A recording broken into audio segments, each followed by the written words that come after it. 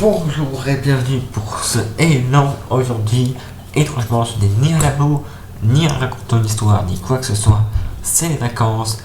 Et bon, exceptionnellement, j'ai envie de faire un petit blablabla. Parce que j'enregistre, c'est les vagues. Et vu que comme c'est les vacances, j'ai repris beaucoup de jeux de rôle. Et donc, j'ai décidé de vous expliquer un peu les outils qu'on utilise. Bon, les outils les plus classiques, c'est notre créativité, etc. Mais il y a aussi beaucoup de dés. Et beaucoup de gens me demandent, mais quel dé fait quoi, quel dé est quoi, etc. etc. Donc aujourd'hui, je vais un peu expliquer les dés. Il y en a beaucoup. C'est pas tout avec moi, mais je vais faire un épisode sur les dés. Donc, ça va être, on va se décarcasser. Et après ce jeu de mots bien pourri, voici un petit explicatif sur les dés. Donc, peut-être le nommer, tiens. Oh. Labo de zoologie spécial D. Ça va être D dans le ciel. Vraiment navré pour ces jeux de mots pourris. Même mon cerveau est en vacances. Bon. Moi je vais dégager de là et être plus sérieux. Bon, j'en ai pas de mes blagues, vraiment désolé les gens. Avant de commencer, qu'est-ce qu'un dé? Parce que un dé, oui, mais quoi? Des à coudre, des cadences, des réglés, décapotables, désagréables. Avec moi, vous en avoir plein de dos avec tout ce qui est dé. Ça va être vraiment désespérant. Bon, sérieusement, faut que j'arrête mes blagues parce que ça va pas les mots avec moi. Les dés, dans leur définition la plus simple, c'est un objet généralement de petite taille, de forme cubique pour la plupart, qui permettent de tirer aléatoirement un nombre ou un symbole parmi les plusieurs possibilités. Bon, la perte du temps, dans les jeux de rôle, nous employons des trucs avec des nombres. Pour les dés les plus ordinaires, ce que j'ai dit, c'est des petits cubes entre 1 et 2 cm pour les plus petits. Les plus de 16 mm pour les plus standards. Parfois, il y en a des plus gros, il y en a des 24 mm, des 50 mm. Il y a de toute taille et de toute forme. Je vais dire ça tout de suite pourquoi.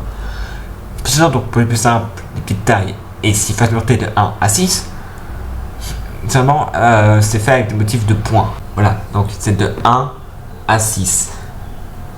De 1 à 6. Oui, là le 6 a une forme spécifique, qui en fait c'est une boîte spécifique aussi. Ça c'est pour les plus basiques. Les choix alors sont possibles, parce que le moment de lancer, on peut lancer d'une main, on peut les faire rouler, enfin on les fait rouler, on les fait en strie, il y a plusieurs méthodes. Les arêtes, donc ce qu'il y a sur le côté, donc ceci, qu'on appelle des arêtes, sont des biseaux arrondis pour qu'ils roulent facilement. Et en fait aussi la forme exacte, c'est une sorte de, plutôt en fait, c'est pas réellement des cubes, en fait, deux sortes de petites sphères tronquées. Et c'est que le biseau se situe à de nombreux coins, car ceux-ci peuvent s'avérer trop arrondis. Alors dans ce cas-là, le dé reste coincé et on dit que le jet est alors cassé.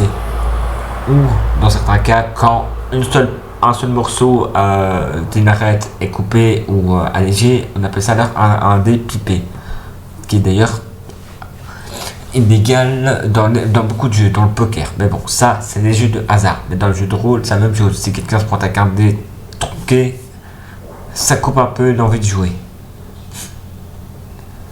Les dés, comme je viens de dire, sont seulement dans les jeux de hasard. Mais pas que, parce que dans les casinos on en trouve beaucoup, mais en fait on en trouve aussi fait dans toute forme et tout type, parce qu'en fait ils ont été faits dans des os, dans du bois, dans de la pierre, dans du plastique, il y a plein. On en trouve des romains qui étaient faits en os, on en trouve des qui étaient faits en pierre, en tacite, il y en a des qui ont été faits en cristaux, il y a de tout et de n'importe quoi. Il y a même des en savon, pour vous dire. des dés toupies, même des cédalions qui sortent de toupies, enfin qui sont les toupies juives. Bien sûr, il y a des variantes, comme j'ai dit, comme de la bonne mère, il y a les toupies juives qui sont plus de toupies. Donc il y a les polyèdres. Mais enfin, il y a beaucoup de dés différents en fait. Il y a des 4 phases, des 12 phases, enfin, il y a le classique. Enfin, il y en a des à 8. Dans la montrée sur la 4 faces, il y a celui-là à 8 faces, 20 faces, 6, les 3 faces. Il y en a là, il y en a qui a une petite boîte parce qu'il y en a beaucoup qui sont notre ami Nat, que vous connaissez sans doute, même pour la plupart depuis le début, grâce au film critique et son émission radio et enfin c'est radio découverte. Enfin, il y en a un paquet de dés. Bien sûr, maintenant, voilà, depuis qu'un peu discardé, blablabla. Il y a aussi des dés dits particuliers. Il y a le dé une face, ça c'est des dés vraiment très rarement utilisés, parce que là c'est vraiment, t'as une chance sur 10. Enfin, c'est le chiffre qui doit sortir, c'est un bonus. Souvent les dés utilisés en bonus. Où est-ce que là je vais expliquer aussi les utilités. Genre on met un bonus si ça tombe sur la face, enfin le dé est là quoi, c'est t'as ce bonus puis tu lances tes dés en supplément. C'est rarement utilisé avec perdre du temps, on le note sur un bout de papier, c'est beaucoup plus simple. Les deux faces, bon là on va pas se cacher, c'est souvent une pièce de monnaie, c'est pile ou face, c'est chance sur 2. Ça, le triangulaire que je viens de vous montrer, celui-ci, ils sont souvent remplacés par des D6 qu'on divise en deux et on remplit à l'entier. Oui, mais pour des jets plus rapides, ce dé peut être très utile. C'est souvent qu'on doit tirer un chiffre sur 3, qu'on a une chance sur 3 de s'en sortir, c'est souvent ce dé-là, c'est des dés de survie. Et le 5 faces que j'ai pas ici sont souvent utilisés pour des combats à un chiffre inférieur. Donc par exemple quand c'est du 1 contre 5 ou du 2 contre 10 ou du 1 contre 10, à ce moment-là mais c'est très rare. Les 7 faces, eux, c'est la même chose. Puis il y a les 14, les 20, tout ça, c'est selon les utilités. Il y a même des 100 faces, des 120 faces. Sur deux trucs utilisés très rarement, mais c'est vraiment dans des trucs d'ampleur. Par exemple, 120 faces, je l'ai vu une fois en action de mon expérience personnelle. Et c'était dans un combat où on était en 10 contre des 2000, 4000 personnes. C'était des combats à vraiment la chance même. J'ai fait le tour, mais j'ai pas expliqué le dé à 4 faces.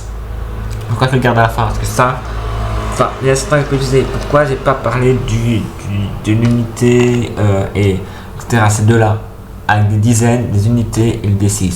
Ben, le D6 en fait est utilisé pour faire les dégâts.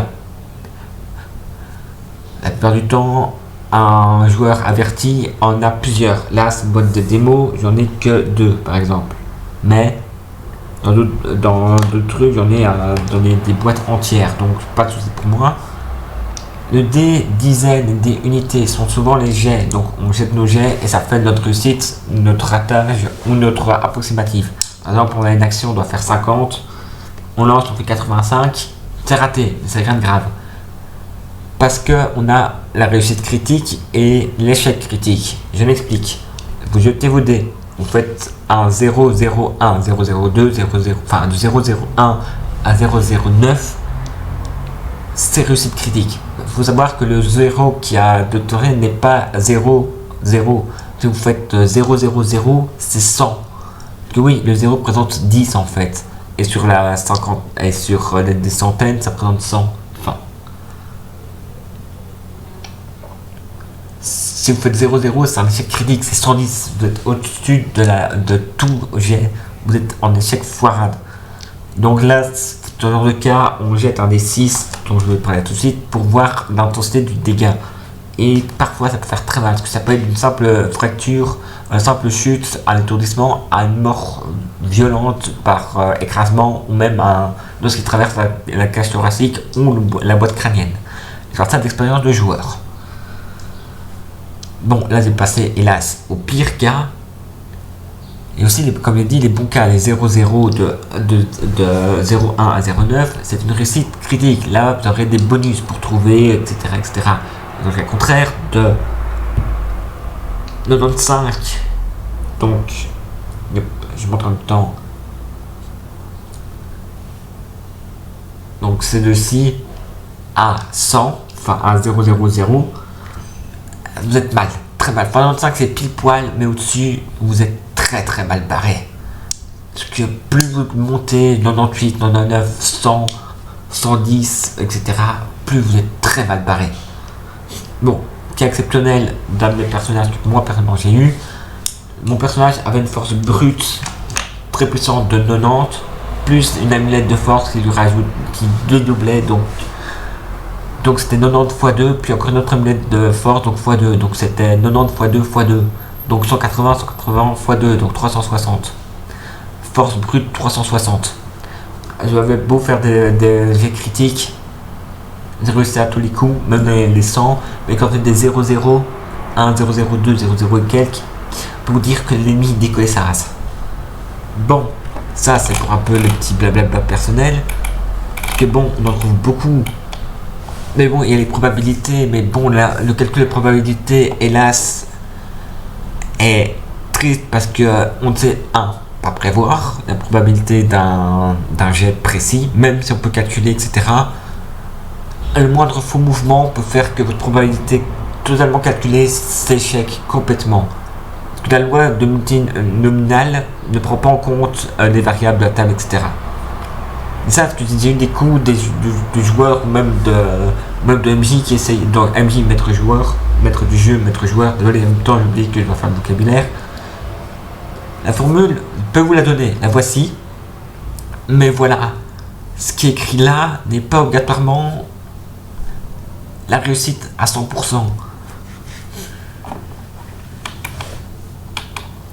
Maintenant, on va vous donner une petite astuce personnelle pour voir si un dé est pipé.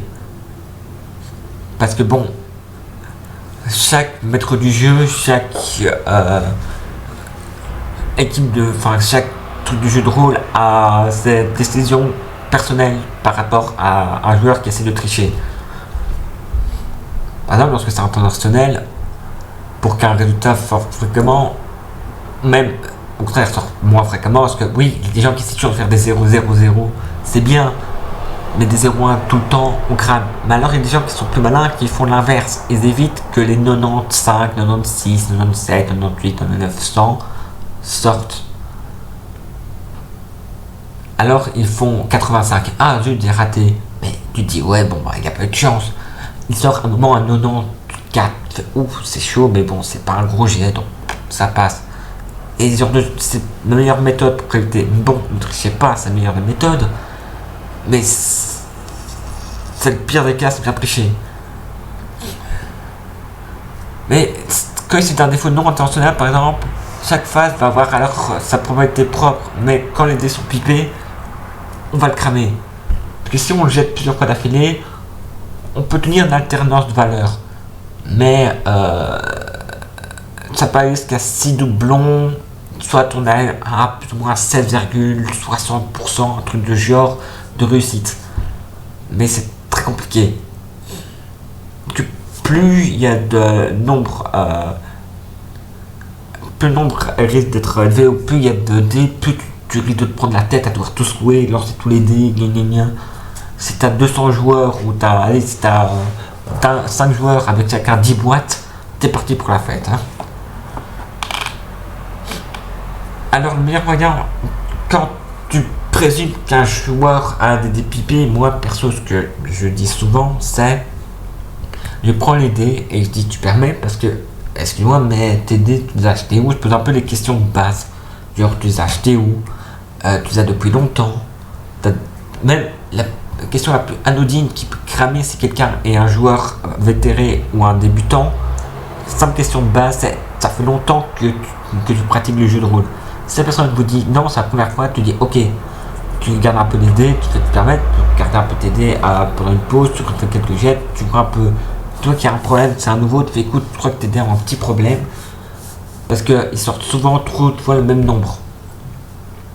Dans le cas contraire, où c'est un intérêt, un habitué ou même un vétéran, tu te dis écoute gars, excuse mais là j'ai un gros problème, c'est que tes dés je les lance quelques fois et sortent souvent le même nombre. Une personne qui a déjà plus d'habitude va comprendre directement ce que tu veux soulever comme question, tu dois même pas la poser.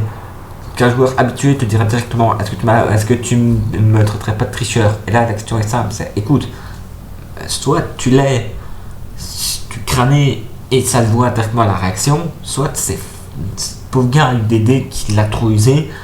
Ok, tes dés, tu regardes un peu aussi l'usure de côté, si tu vois que l'usure est par le frottement, tu comprends. Mais si ça a été taillé, puis frotté, ça se voit directement qu'en œil. Donc on voit directement que ça a été fait récemment ou il y a plus longtemps, mais que les dés ont été trafiqués. Mais ça, il faut prendre le temps de regarder. Et c'est ça aussi le problème. Bon, moi, ce petit épisode de vacances est fini. Parce que moi, c'est pas tout ça, mais j'ai des joueurs à buter, moi. Allez, non, déconne. Je bute pas mes joueurs, c'est de les faire sourire le plus longtemps possible, c'est qu'ils gardent une bonne aventure. Mais bon, c'est rate leur coup.